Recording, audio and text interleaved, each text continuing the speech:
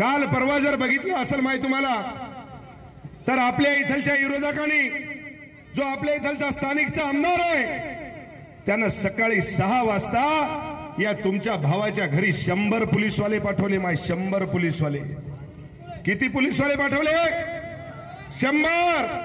माझे घरामध्ये लेकरं झोपलेले, बायको झोपलेली, आई झोपलेली, आणि त्या पोलीसवाल्यानं खट खट खट खट दरवाजा वाजवला आणि सर्च वॉरंट दाखवला आणि सगळे पोलीसवाले तुम्हाला सांगतो लेडीज सगळे घरामध्ये घुसले. मी त्यांना म्हणलो, अरे बाबा काय चललंय काय? हमारे पास कोर्ट का वारंट है, बोले तुम्हारे घर की चेकिंग करने की है. आता तुम्ही सांगा, एका आमदाराच्या घराची जर माय हे चेकिंग करत असतील कोणाच्या सांगण्यावरून, तर सर्वसामान्य माणसाचं काय आहे याचं मला उत्तर तुम्ही दिलं पाहिजे. कशामुळं?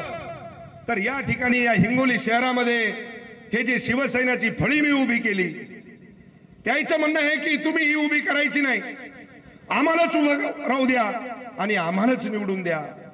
अरे लोकांनी तुम्हालाही निवडून दिलं असतं, तुम्ही जर चांगलं काम केलं असतं, तुम्ही जर कुठे एखाद्या अड्ड्यावर जर सापडले नसते, तर या मायबाप जनतेने तुम्हाला सुद्धा तळहातावरच्या फोडासारखं वागवलं असतं. ध्यानात ठेवा.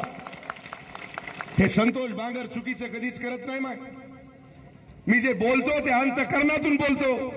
या संतोष बांगरनं गरिबी बघितलेली आहे की गरिबी काय असती.